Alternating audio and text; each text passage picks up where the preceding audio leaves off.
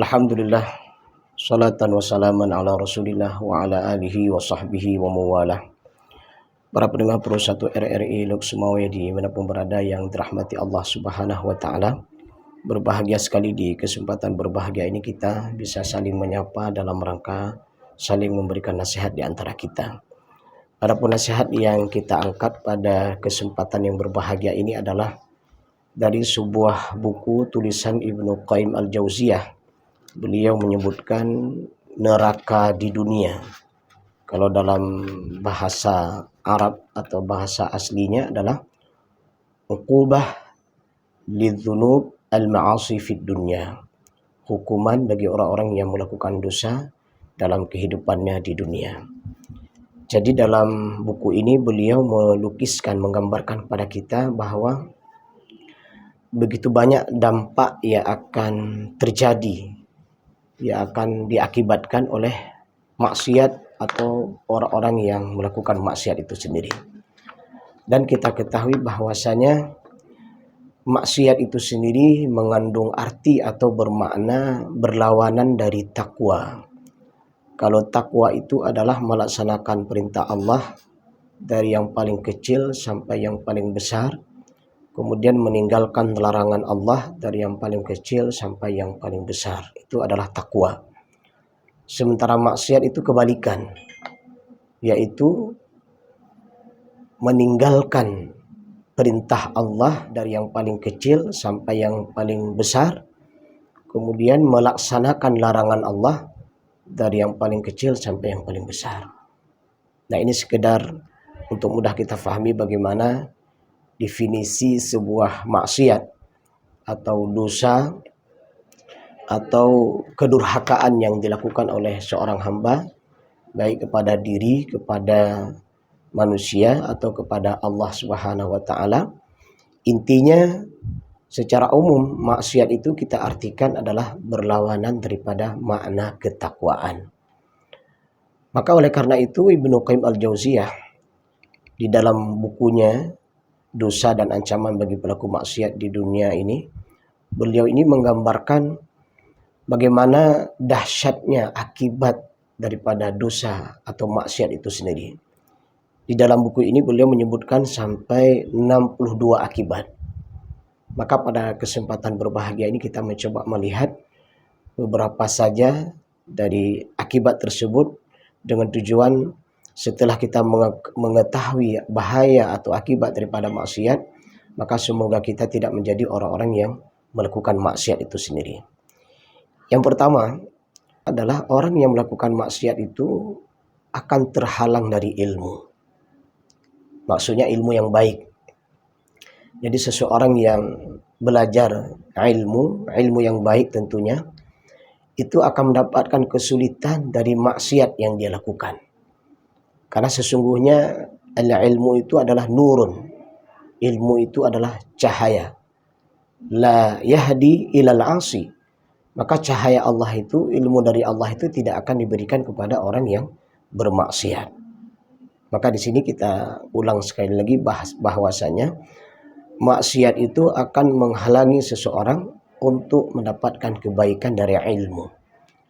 Maka ini sekaligus menjadi peringatan dan pembelajaran bagi kita bahwa bagi para pelajar, bagi siswa, mahasiswa, bagi masyarakat umum dan siapa saja yang bergelut mencari ilmu untuk mendapatkan ilmu, maka di antara hal yang memudahkan mereka untuk mendapatkan ilmu adalah tinggalkan maksiat. Karena sesungguhnya maksiat itu menghalangi seseorang dari mendapatkan ilmu. Susah untuk memahami ilmu yang disampaikan, susah untuk mengulang kembali ilmu yang diberikan tersebut, dan bahkan yang sangat luar biasa lagi bagaimana akibat daripada maksiat tersebut, karena ilmu itu datangnya dari Allah Subhanahu wa Ta'ala sebagaimana kita sampaikan tadi, maka ilmu tidak akan diberikan kepada ahli maksiat. Nah, ini yang pertama. Yang kedua, maksiat itu menghalangi rizki. Masya Allah. Padahal kita setiap hari mencari rizki dengan tujuan agar dengan rizki tersebut kita mendapatkan kebaikan dari Allah Subhanahu wa Ta'ala. Sebagaimana difahami bahwa rizki itu adalah mengandung arti yang sangat luas. Ada rizki dalam bidang keimanan dan keislaman. Ini adalah rezeki yang paling tinggi. Dalam bahasa lain adalah nikmat yang paling tinggi ketika seseorang bisa merasakan nikmat dalam keimanan dan keislaman. Sementara orang yang bermaksiat kepada Allah Subhanahu wa taala, maka orang tersebut susah mendapatkan rezeki, yaitu rezeki keimanan dan keislaman. Rezeki dalam arti yang lain juga adalah kita mencari sesuatu, apakah sesuap nasi, atau kita bekerja, atau kita berbuat, melakukan berbagai macam bentuk kegiatan, atau sebagai profesi sebuah kegiatan yang kita lakukan, dengan harapan di sana kita akan mendapatkan imbalan, katakanlah berupa upah atau ujrah, ya, baik berupa itu uang atau apapun bentuk namanya. Artinya kita mencari sesuatu yang itu bisa untuk meringankan beban kehidupan kita, atau benda-benda tertentu yang kita cari untuk bisa kita konsumsi. Katakanlah kalau misalnya petani yang pergi ke sawah, atau nelayan yang pergi ke laut, atau ahli perbengkelan yang pergi ke tempat bengkelnya, atau siapa saja yang bekerja dengan profesi tertentu pergi bekerja ke tempat dia bekerja. Maka ketahuilah, semua rezeki tersebut akan dimudahkan oleh Allah Subhanahu wa taala manakala seseorang tersebut tidak bermaksiat kepada Allah. Mungkin juga kita akan bertanya, apa maksud atau bagaimana pemahaman dengan maksiat bisa menghalangi rezeki? Ketahuilah bahwa kalau di awal tadi kita sampaikan bahwa ada rezeki keimanan, ada rezeki keislaman, sementara dia adalah melakukan berbagai macam bentuk maksiat, maka Allah Subhanahu wa taala tidak akan memberikan rahmat dan nikmat kepada mereka yang ahli maksiat. Nah, ini yang harus difahami. Kalau kita mencari harta atau benda atau sesuatu yang akan kita konsumsi, maka bagaimana maksud daripada orang yang bermaksiat terhalang rezeki tersebut? Orang yang mencari rezeki dengan cara yang haram, orang yang mencari rezeki dengan cara menipu, orang yang mencari rezeki dengan berbagai macam bentuk kebohongan. Nah, orang-orang yang seperti ini adalah dianggap bermaksiat kepada Allah, maka dia susah untuk mendapatkan rezeki tersebut. Ketahuilah dalam perjalanan kehidupan kita ada orang yang 1 menit bisa mendapatkan rezeki puluhan juta, tapi setengah menit bisa menghabiskan ratusan juta. Tidak seimbang antara pendapatan dengan pengeluarannya. Ini tidak lain adalah karena maksiat yang dia lakukan. Artinya mencari rezeki dalam bentuk maksiat kepada Allah Subhanahu wa taala. Yang ketiga, maksiat tersebut akan menimbulkan kehampaan di dalam hati. Nah, ini kita melihat dalam perjalanan kehidupan kita, ada orang yang hidupnya resah, gelisah, tidak ada ketenangan, tidak ada kebahagiaan, dan dia merasakan hatinya itu hampa, tidak ada kenikmatan menjalani kehidupan, tidak ada kenikmatan dalam beribadah kepada Allah Subhanahu wa taala. Semua bentuk kegiatan yang dilakukan itu terasa hampa di hatinya. Tidak ada sedikit pun nikmat yang dia rasakan. Dan bahkan dalam bidang keimanan, dia tidak bisa merasakan manisnya iman, halawatul iman. Nah, ini adalah sesuatu hal yang tidak diinginkan dalam perjalanan kehidupan kita. Bagi para pelaku maksiat, di antara akibat yang akan didapatkan adalah kehampaan di dalam hatinya. Hatinya terasa hampa, hatinya tidak tenang, hatinya galau, hatinya resah dan gelisah. Maka solusinya apa? Sederhana, tinggalkan maksiat, jauhi maksiat. Segera Anda bertobat pada Allah Subhanahu wa taala, perbaiki kualitas dan gaya hidup Anda, perbaiki tentang keimanan Anda menjadi lebih baik, perbaiki cara pergaulan kita, perbaiki cara pemahaman hidup kita. Maka insya Allah kita akan mendapatkan kenikmatan dalam perjalanan kehidupan ini. Kemudian, maksiat juga akan mempersulit urusan. Sebagaimana ketakwaan memudahkan urusan, sebagaimana kita fahami firman Allah, "Wa may yattaqillaha ja'al lahu makhraja." Barang siapa yang bertakwa kepada Allah akan diberikan jalan keluar, wa yarzuqhu min haitsu la yahtasib, dan akan diberikan jalan keluar dari keadaan kondisi yang tak terduga. Sedangkan sebaliknya bagi orang yang bermaksiat itu akan disulitkan dalam urusannya. Para pendengar Perusahaan RRI Lux Mawai yang dirahmati Allah Subhanahu wa taala. Ketahuilah dalam perjalanan hidup kita tidak ada di antara kita yang tidak memiliki urusan. Tidak ada di antara kita yang tidak memiliki masalah. Dan semua kita berkeinginan bahwa urusan dan masalah kita itu dimudahkan oleh Allah, dipermudah oleh Allah. Tapi ketahuilah, ternyata maksiat itu bisa mempersulit urusan kita. Berbagai macam persoalan kita hadapi tidak pernah selesai, tidak pernah mendapatkan ujung dan pangkal penyelesaiannya. Bahkan setiap urusan yang kita hadapi semakin bertambah sulit, semakin bertambah rumit. Apa penyebabnya? Karena maksiat yang dilakukan oleh seseorang sehingga mempersulit seluruh urusan dan hajat hidupnya. Kemudian yang selanjutnya, maksiat juga akan membuat hati seseorang menjadi gelap. Sebagaimana keimanan dan ketakwaan akan membuat hati seseorang bercahaya, maka maksiat itu akan membuat hati yang menjadi gelap. Sebagaimana dalam sebuah hadis disebutkan bahwa setiap satu kemaksiatan yang dilakukan, maka timbullah satu titik hitam di hatinya. Ketika dia tidak bertaubat, maka titik hitam itu akan bertambah. Kemudian dia tidak bertobat, melakukan maksiat lagi, maka bertambah banyak titik hitam yang ada di dalam hatinya tersebut, dan akhirnya akan menutup hatinya. Inilah sangat berbahaya. Sebagaimana firman Allah di dalam Al-Quran, khatamallahu ala qulubihim, wa ala sam'ihim, wa ala absarihim, ghisyawatun, wa lahum adzabun azim. Jadi orang-orang kafir itu, maksiat tertinggi mereka adalah tidak mau beriman pada Allah dan Rasulnya. Ini maksiat tertinggi. Apakah diingatkan, apakah tidak diingatkan, sama saja bagi mereka. Mereka tidak akan beriman kepada Allah, dan mereka tidak akan beriman kepada utusan Allah, yaitu Muhammad sallallahu alaihi wasallam.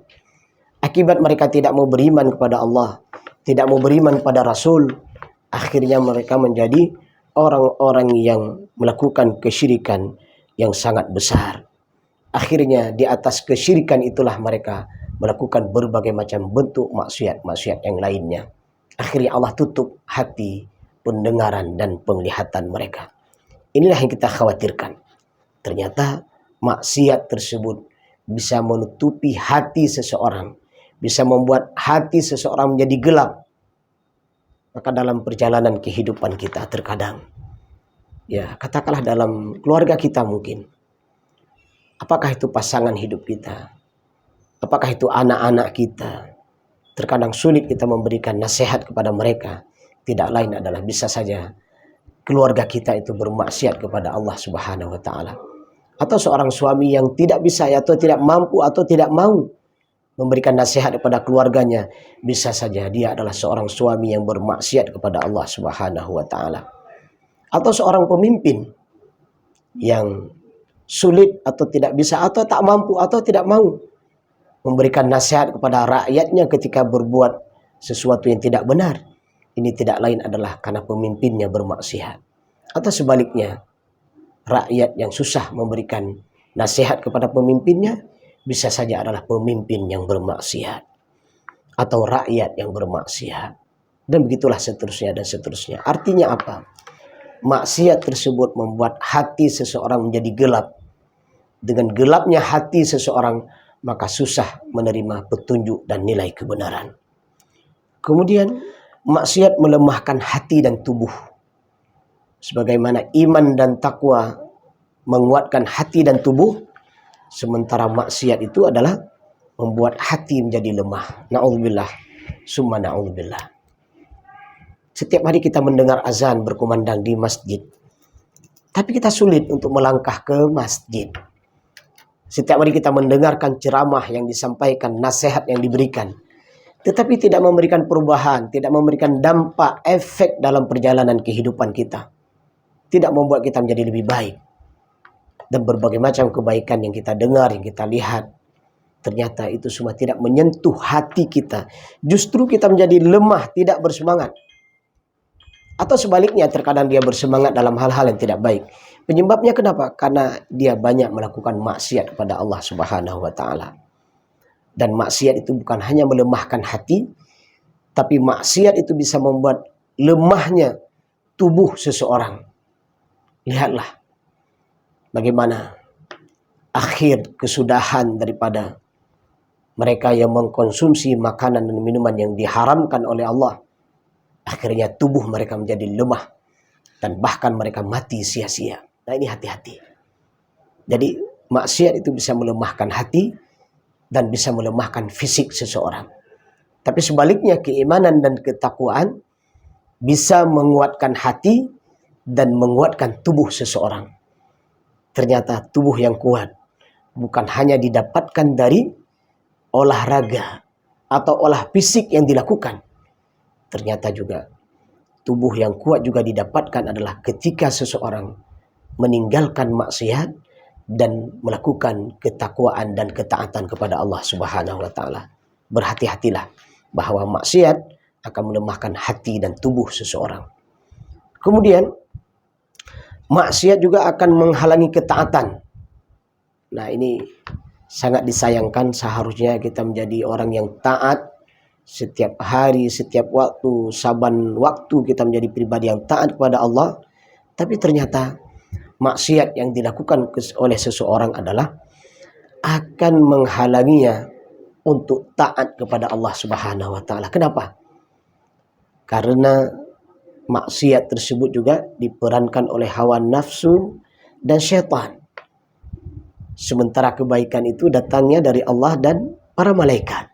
Nah, ini bertentangan, dua hal yang bertentangan. Maka mereka-mereka yang mengikuti syaitan, mereka-mereka yang mengikuti hawa nafsunya, maka sulit menerima hidayah dari Allah. Sulit untuk mendengar bisikan-bisikan kebaikan dari malaikat. Maka berhati-hatilah. Maksiat tersebut akan menghalangi seseorang dari taat kepada Allah Subhanahu wa taala. Maka jauhi maksiat. Kemudian maksiat tersebut juga akan memendekkan usia dan menghilangkan berkah.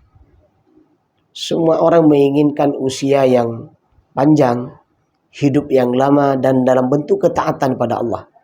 Ada doa yang kita panjatkan kepada Allah. Ya Allah, panjangkan umurku dan berikan aku dalam ketaatan kepadamu. Tapi ternyata kemaksiatan yang dilakukan oleh seseorang akan membuat usianya menjadi lebih pendek dan menghilangkan berkah. Apa maksudnya? Ada di antara mereka yang melakukan berbagai macam bentuk kemaksiatan sehingga dia meninggal dalam keadaan sia-sia. Bahkan tidak sedikit kita mendengar ada orang yang melakukan sebuah perbuatan yang tidak layak, perbuatan yang dimurkai oleh Allah dan Rasulnya. Ada seperti orang yang bunuh diri dan semisalnya dan lainnya. Nah, ini adalah membuat dia usianya lebih pendek. Bisa saja Allah memberikan kesempatan hidup lebih lama kepadanya. Tapi akibat maksiat yang dia lakukan tersebut, umurnya akan jadi lebih pendek. Dan hidupnya dalam sia-sia. Dan maksiat tersebut membuat seseorang hilang berkah dalam hidupnya. Keberkahan itu bermakna bertambah. Bertambah sini bermakna bertambah baik. Tapi orang yang banyak maksiat kepada Allah Subhanahu wa taala, tidak ada keberkahan dalam hidupnya. Justru dalam perjalanan hidupnya, dia bertambah tidak baik. Hidupnya tambah amburadul. Ekonominya tambah hancur. Bahkan sistem apapun perjalanan yang dia jalani akan menjadi amburadul. Karena akibat maksiat, politik juga menjadi hancur.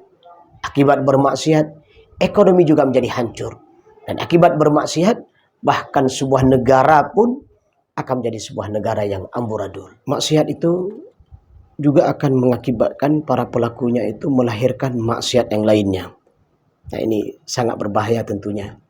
Katakanlah seseorang yang suka berbohong, maka seseorang yang suka berbohong tersebut ketika dia sudah berbohong kepada seseorang, maka ketika dia berjumpa dengan orang yang lain, maka dia akan berbohong lagi.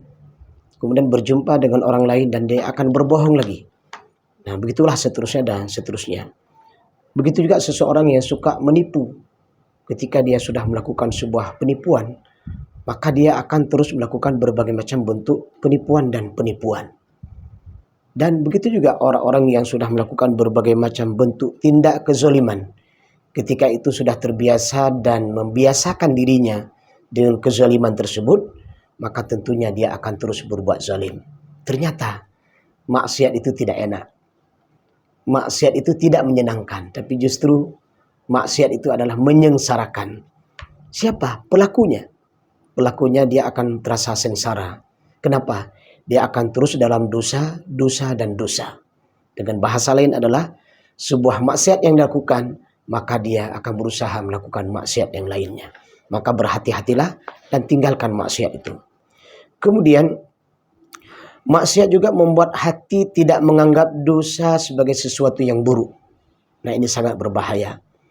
Seharusnya dalam perjalanan kehidupan kita yang singkat, perjalanan yang sebentar ini, seharusnya kita tahu mana amal-amal yang menuju kepada surga Allah dan mana amal-amal yang menuju kepada neraka Allah. Tetapi bagi mereka para ahli maksiat, terbiasa dengan maksiat, itu menganggap bahwa sesuatu yang buruk itu, sesuatu dosa itu, sesuatu yang indah bagi dia, tidak dianggap buruk.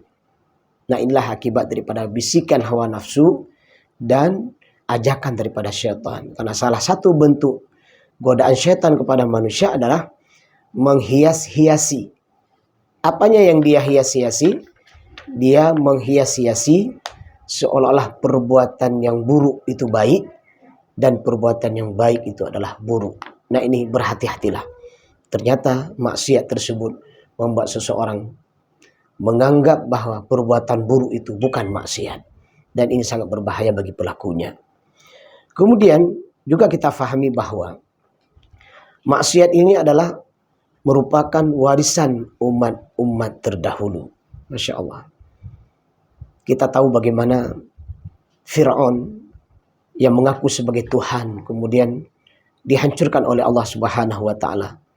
Qarun yang dengan kepongahannya menganggap bahwa harta itu adalah miliknya dan dia takabur, maka akhirnya Allah pun menghancurkannya.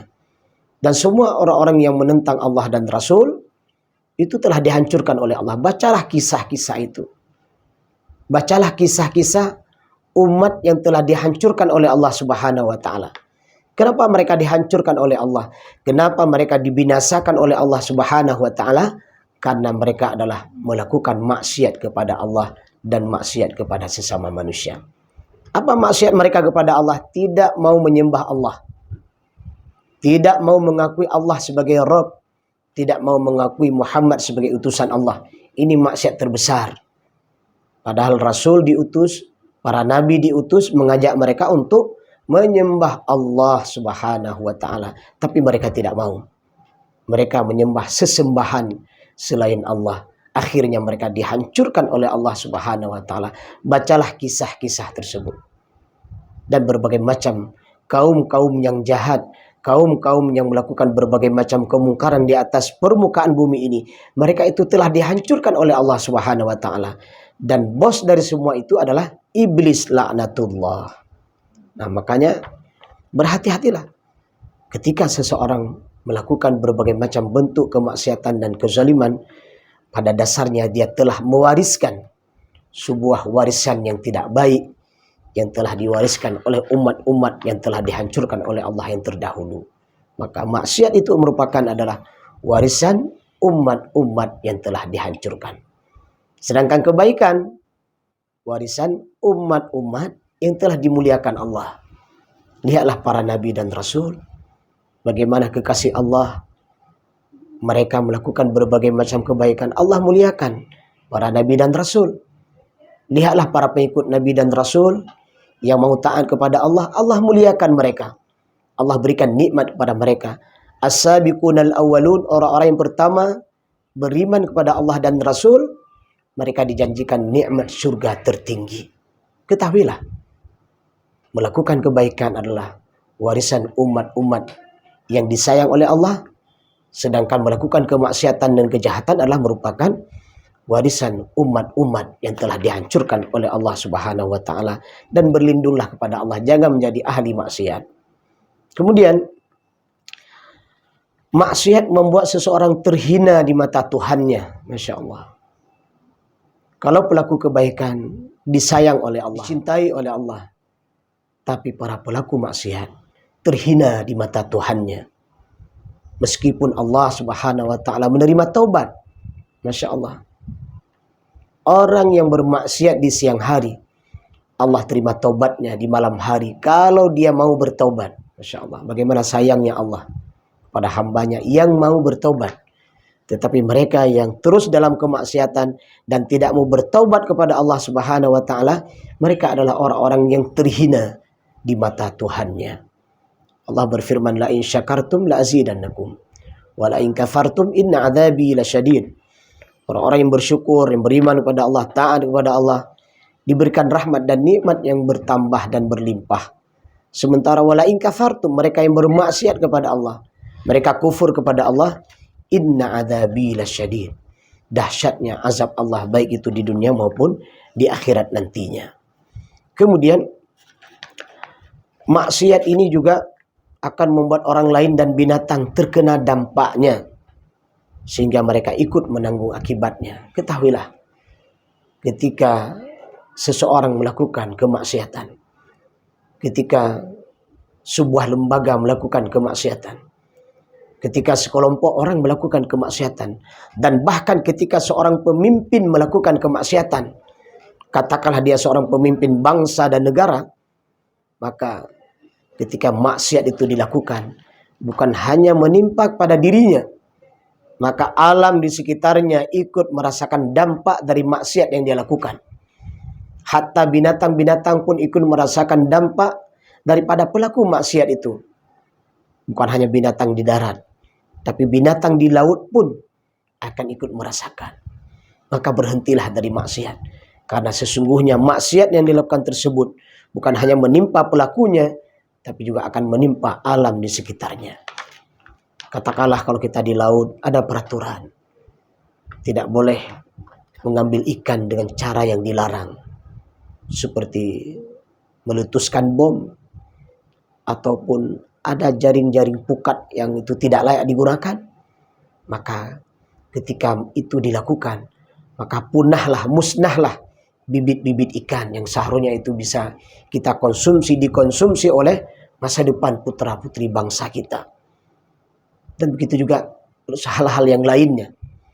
Katakanlah ada mereka yang bermaksiat di hutan, yang seharusnya hutan itu kita jaga dan kita rawat, tapi akhirnya hutan itu justru menjadi hancur. Yang kita tahu hutan adalah sebagai bagian daripada ia akan membuat alam lebih indah, lebih nyaman, dan membuat kehidupan lebih bermakna. Tetapi mereka-mereka yang melakukan kezaliman dan kemaksiatan, menebang hutan sembarangan, tidak sesuai dengan peraturan, dan tidak menanamnya kembali, maka terjadilah berbagai macam bentuk bencana, seperti banjir dan semisalnya. Begitu juga dalam bidang-bidang yang lainnya. Ketika maksiat itu dilakukan, maka alam sekitar akan mengakibatkan, mendapatkan dampak daripada maksiat itu sendiri. Selanjutnya, maksiat menyebabkan terjadinya gempa dan goncangan di bumi. Ini dijelaskan dalam banyak hadis-hadis Rasulullah SAW. Di antaranya adalah ketika banyaknya perzinahan, ketika zina dilakukan terang-terangan, maka di antara bentuk azab yang Allah berikan adalah maksiat daripada zina itu adalah terjadinya gempa di permukaan bumi ini. Na'udzubillah. Ketahuilah, kalau kebaikan yang kita lakukan mendatangkan rahmat Allah, tapi kemaksiatan yang dilakukan akan mendatangkan murka Allah Subhanahu wa Ta'ala. Maka Anda penyuruh pada jalan yang benar. Kita yang telah ditugaskan dalam perjalanan kehidupan ini menjadi orang-orang yang mengelola alam ini, menjaga alam ini, merawat alam ini. Jadilah kita pada penyeru-penyeru kebaikan. Dan jadilah kita pada orang-orang yang mencegah kejahatan. Ya'muruna bil ma'ruf wa yanhauna 'anil munkar. Nah, ini harus kita lakukan. Jadi ya'muruna bil ma'ruf wa yanhauna 'anil munkar, satu paket yang tidak bisa dipisahkan. Mengajak orang untuk taat kepada Allah, mengajak orang untuk melakukan berbagai macam kebaikan. Dan ketahuilah, lengkapilah perjalanan jihad dan kebaikan kita. Bukan hanya mengajak orang melakukan kebaikan ke jalan Allah, tapi cegahlah bila ada orang-orang yang melakukan kemungkaran. Dengan berbagai macam kemampuan yang kita miliki. Dengan lisan kita, dengan tulisan kita, dengan pikiran kita, dengan kekuasaan yang kita miliki. Dan selemah-lemah iman adalah mencegah maksiat itu, membenci di dalam hatinya. Kenapa kita harus mencegah maksiat? Karena sesungguhnya maksiat tersebut adalah menyebabkan terjadinya berbagai macam bencana di atas permukaan bumi ini. Ketika terjadi bencana, bukan hanya para pelaku maksiat yang mendapatkan dampaknya, tapi mereka-mereka yang sehari taat kepada Allah, beribadah kepada Allah, ikut menanggung derita beban derita kemaksiatan yang telah dilakukan oleh sebagian orang. Wattaqu fitnatan la tusibanna alladziina zalamu minkum khassah. Dan takutlah oleh kamu, jangan sampai ketika ada kejahatan tidak dicegah, kemudian Allah murka. Ketika Allah murka, bukan hanya kemurkaan Allah itu atau bencana yang Allah berikan itu kepada pelaku maksiat, mereka-mereka yang tidak bermaksiat pun ikut mendapatkan bencana tersebut karena tidak mau mencegah maksiat. Para pendengar Pro 1 RRI Ilmu semua dimanapun berada yang dimuliakan Allah Subhanahu wa Ta'ala. Apalagi dampak daripada maksiat ini? Maksiat itu menimbulkan pengaruh kesialan berupa kekurangan, berkurangnya panen buah-buahan dan hasil alam lainnya. Na'udzubillah. Para petani menanam padi-padinya, menanam tanam-tanamannya. Orang yang pergi ke ladang, menanam berbagai macam pohon dengan sebuah harapan, dengan sebuah cita-cita, dengan sebuah keinginan agar tanaman yang mereka tanam tersebut menghasilkan buah-buahan, menghasilkan sesuatu yang terbaik dari apa yang mereka tanam. Tapi ketahuilah, ketika banyak maksiat di atas permukaan bumi ini, maka berkuranglah hasil panen, hasil usaha yang telah mereka usahakan. Bagi mereka yang mungkin yang pergi ke laut, tangkapan ikannya berkurang. Kenapa? Ada maksiat. Bisa saja di antara mereka ada yang tidak sholat. Bisa saja di antara mereka itu tidak berzikir kepada Allah. Bisa saja di antara mereka itu menganggap bahwa mereka akan mendapatkan rezeki dengan usahanya sendiri. Ini maksiat. Seharusnya sebelum mereka berangkat berdoa kepada Allah, meminta kepada Allah agar diberikan rezeki sehingga usahanya mendapatkan rezeki yang melimpah. Bagi mereka yang bercocok tanam, mungkin mereka terlena dengan pekerjaannya bercocok tanam, sehingga lupa menghadap Allah, lupa memberikan infak dan sedekah, lupa berbuat kebaikan, lupa dalam mendakwahkan dan mempertahankan agama Allah, sehingga hasil usaha mereka juga berkurang. Para pendengar Pro 1 RRI semua yang dirahmati Allah Subhanahu wa Ta'ala, dan yang terakhir adalah akibat daripada maksiat ini adalah membuat seseorang menghilangkan rasa takut kepada Allah. Nah, ini yang sangat berbahaya. Para pelaku maksiat tersebut akhirnya mereka tidak takut kepada Allah karena imannya telah bermasalah, imannya telah usang, dan bahkan tidak sedikit di antara mereka imannya telah hilang. Maka mereka tidak takut lagi kepada Allah. Nah, kita berlindung kepada Allah dari orang-orang yang seperti ini, dari tipe-tipe manusia seperti ini. Dan kita berharap dan berdoa kepada Allah, semoga menjadi para pelaku-pelaku kebaikan. Sehingga dengan kebaikan yang kita lakukan, mendatangkan cinta Allah, mendatangkan sayang Allah, mendatangkan rahmat Allah, diberikan kebaikan di dunia dan kebaikan di akhirat dengan bentuk syurganya Jannatun Naim.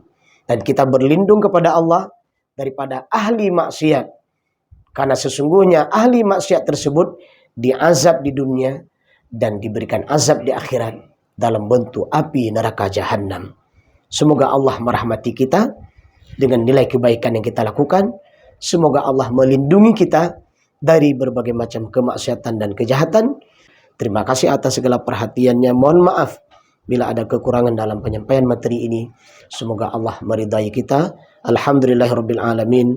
Subhanakallahumma bihamdik asyhadu an la ilaha illa anta astaghfiruka wa atubu ilaika. Assalamualaikum warahmatullahi wabarakatuh.